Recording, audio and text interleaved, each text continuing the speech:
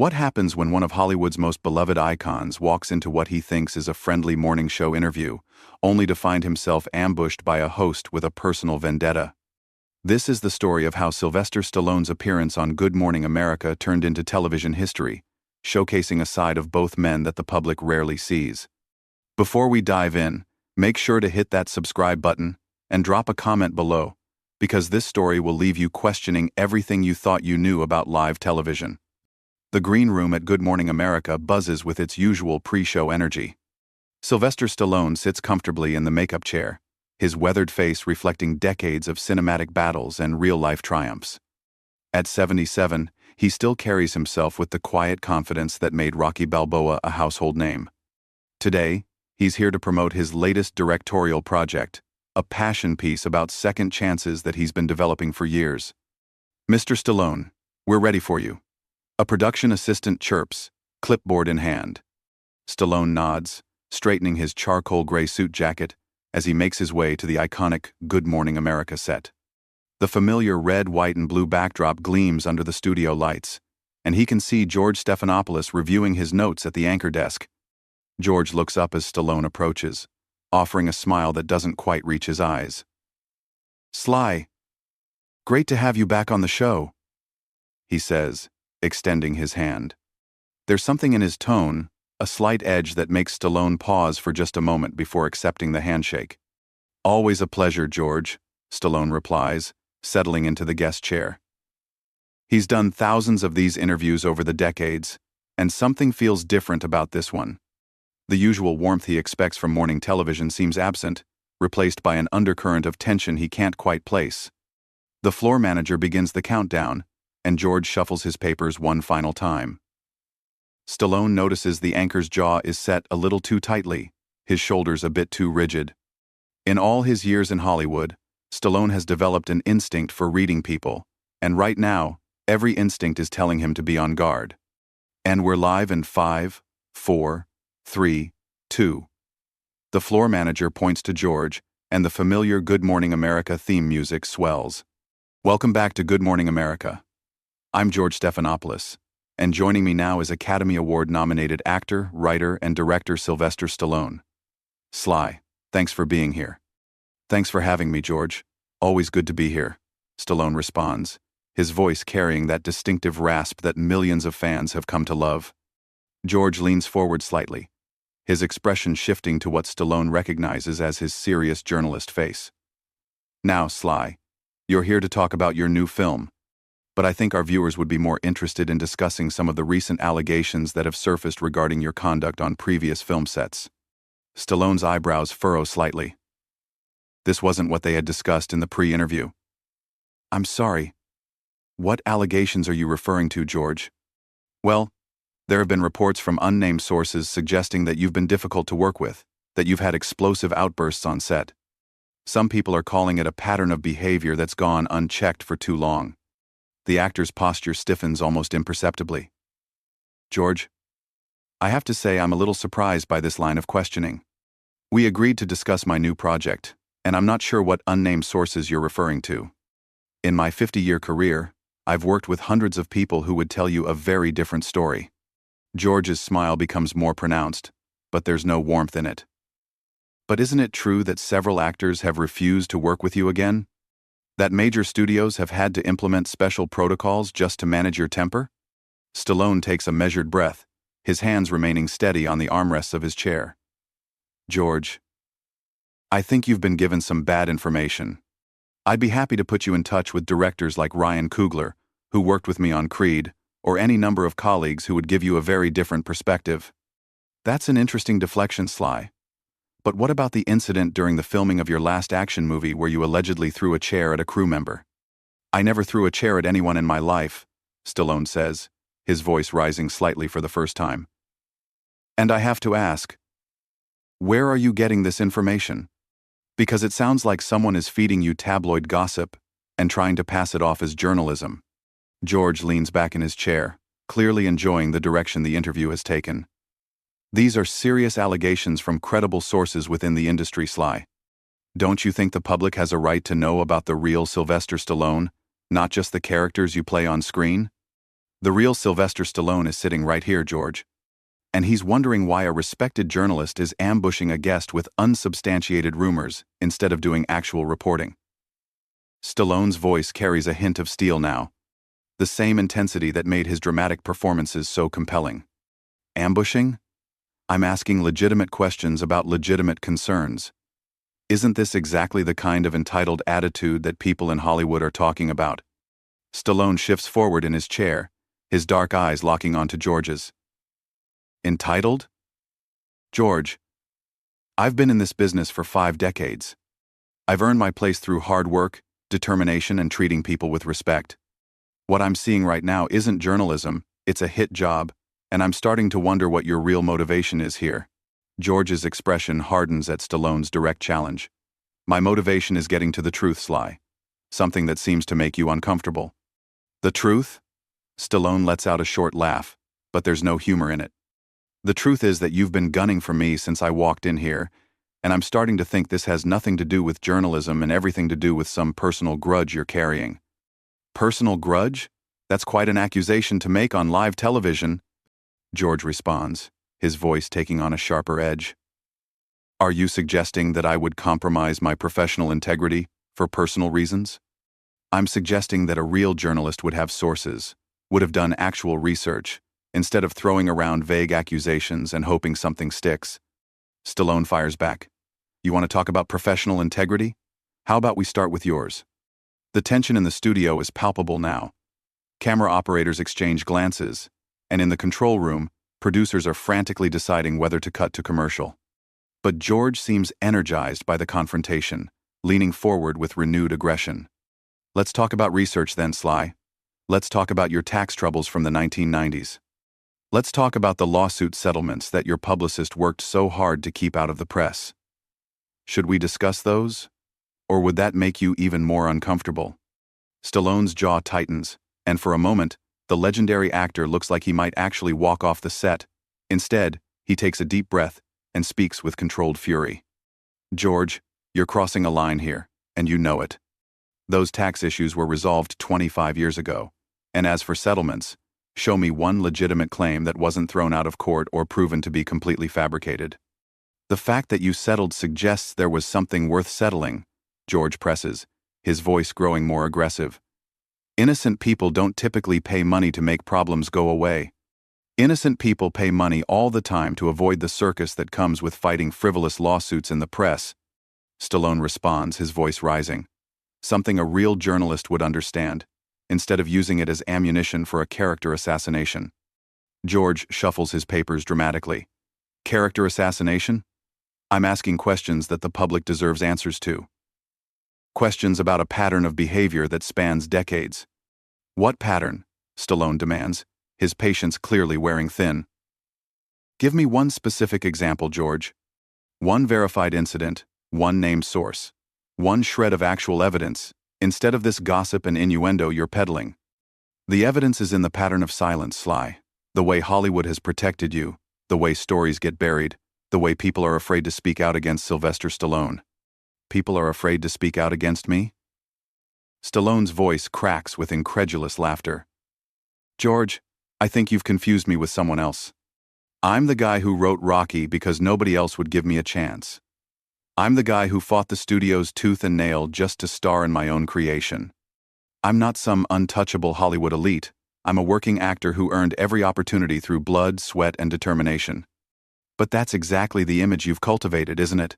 The underdog who overcame everything. What happens when that image doesn't match the reality? Stallone stares at George for a long moment, and when he speaks, his voice is deadly quiet. The reality, George, is that I've spent 50 years in this business, and my reputation speaks for itself. The reality is that directors like John Avildsen, Sylvester Stallone, and Ryan Coogler sought me out specifically because of my professionalism and dedication. The reality is that you're sitting here trying to destroy a man's reputation based on nothing but gossip and spite. Spite? George's voice rises defensively. I'm doing my job as a journalist. Your job as a journalist is to inform the public, not to ambush guests with unfounded accusations. Stallone shoots back. Your job is to ask tough but fair questions, not to conduct a witch hunt on live television. Tough but fair? Like the tough but fair treatment you gave that stuntman who ended up in the hospital during the filming of Rocky IV? Stallone's face goes pale, then flushes red. That was a tragic accident during a boxing scene, George. And you damn well know it. Dolph Lundgren hit me so hard, I ended up in intensive care myself. The idea that I would deliberately hurt anyone on my set is not just wrong, it's disgusting. But there are questions about safety protocols, about whether proper precautions were taken, about whether your ego put people at risk. My ego? Stallone stands up abruptly, his chair rolling backward. George, I think we're done here. This isn't an interview, it's a lynch mob. And I won't be part of it. Sit down, Sly. We're not finished, George commands, his voice taking on an authoritative tone that clearly doesn't sit well with the actor. Oh, we're finished all right, Stallone says, but he doesn't leave. Instead, he remains standing, looking down at George with a mixture of anger and disgust. The question is whether you're going to continue this charade or finally tell our viewers what this is really about. This is about accountability, Sly. This is about a powerful man who's never had to answer for his actions finally being held responsible. Accountable for what exactly? For working my tail off for 5 decades? For creating characters that inspired millions of people? For building a career from nothing and helping other people do the same? Stallone's voice is getting louder now, his famous temper finally starting to show. Or are you talking about something else entirely, George? Something personal that you've been carrying around and finally decided to unleash on national television? George's composure slips for just a moment, a flash of something darker crossing his features. I don't know what you're implying. I'm implying that this has nothing to do with journalism and everything to do with whatever personal beef you have with me, Stallone declares, pointing directly at the anchor. Because no professional would conduct an interview this way, unless they had an agenda. George's mask finally slips completely, and the veneer of professional journalism crumbles away. You want to know what this is about, Sly? Fine. This is about justice. This is about powerful men who think they can do whatever they want without consequences. Justice? Stallone's voice drips with disbelief. George, you're not some crusading reporter seeking justice. You're a morning show host with a personal axe to grind, and you're using your platform to settle some score that exists only in your head. In my head? George's voice cracks slightly, revealing the raw emotion he's been trying to suppress. Tell that to my cousin, Maria. Tell that to her family when your security team had her arrested for trying to get an autograph outside your restaurant in Philadelphia. The studio falls dead silent. Even the camera operators stop moving. This revelation hangs in the air like a bomb that's just been detonated, and suddenly everything makes sense to Stallone. Your cousin. Stallone repeats slowly, his anger transforming into something closer to understanding. George, when was this? What restaurant? Don't pretend you don't remember. 2 years ago. She was visiting Philadelphia with her kids, your kids, George, and she saw you eating dinner. She's been a Rocky fan her whole life. Grew up watching those movies with her father before he died. All she wanted was a simple autograph, maybe a picture with her hero. Stallone's expression softened slightly. George, I sign thousands of autographs. If something happened with security, I assure you, it wasn't my intention to hurt anyone. Your intention? George's voice rises to nearly a shout.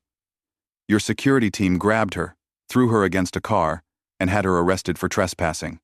A 40-year-old mother of 2 humiliated in front of her children because she dared to approach the great Sylvester Stallone. That's not how I operate, George. If that happened, it was security overreacting without my knowledge. I've never had anyone arrested for asking for an autograph in my entire career. But you didn't stop it, did you? You just sat there in your restaurant while they dragged her away. You couldn't be bothered to step outside and tell them to let her go. You were too important, too busy, too much of a big shot to care about some nobody from Queens. Stallone runs his hand through his hair, clearly struggling with this information. George, I swear to you, I had no idea this happened. If I had known, I would have intervened immediately. That's not who I am. That's exactly who you are, George explodes, finally losing all composure. You're so insulated by handlers and security, and yes, men, that you don't even see the damage you leave in your wake. Maria spent 12 hours in jail, Sly. 12 hours, while her kids waited in a hotel room wondering why their mom hadn't come back from getting an autograph from Rocky. Why didn't she contact me afterward? Why didn't someone from her family reach out? I would have made it right, George. I would have done everything in my power to fix this. She tried. George's voice is raw with emotion now. She wrote letters. She called your management company. She tried to reach out through social media. You know what she got back? Form letters from lawyers threatening her with harassment charges if she continued trying to contact you. Stallone looks genuinely stricken. George, I never saw any of those letters. I have people who handle my correspondence. But something like this, they should have brought directly to me. Should have, would have, could have, George says bitterly. The damage was done. Maria went from being your biggest fan to being afraid to even mention your name. Her kids lost their respect for their hero, and she lost her faith in the idea that celebrities are just regular people who happen to be famous. So this whole interview, this ambush, it's all because of what happened to Maria? It's because of what you represent, Sly. It's because of a system that protects powerful people and crushes regular folks without a second thought. It's because you get to sit on talk shows and promote your movies while good people like my cousin get traumatized for the crime of being fans. Stallone takes a deep breath, and when he speaks, his voice is calmer, but filled with genuine remorse. George, I am truly sorry about what happened to Maria. Not just sorry that it happened, but sorry that I didn't know about it. Sorry that my team failed both her and me, and sorry that she suffered because of people acting in my name. Your apology doesn't undo the damage. No, it doesn't, Stallone agrees. But maybe we can do something that does. What's Maria's last name? Where does she live now? George hesitates, clearly not expecting this response. Why do you want to know? Because I want to call her personally. I want to apologize to her directly, and to her children. I want to find out exactly what happened that night, and make sure it never happens again. And George, I want to do something meaningful to show her that what happened was wrong. You think you can just throw money at this and make it go away? I think I can start by taking responsibility and then figure out what Maria needs to heal from this experience. Maybe it's financial help. Maybe it's just knowing that someone heard her story and cared. But whatever it is, she deserves better than what she got. George stares at Stallone for a long moment, as if trying to determine whether this response is genuine or just another performance. You're serious about this? Dead serious. And George, I want you to be involved in making this right.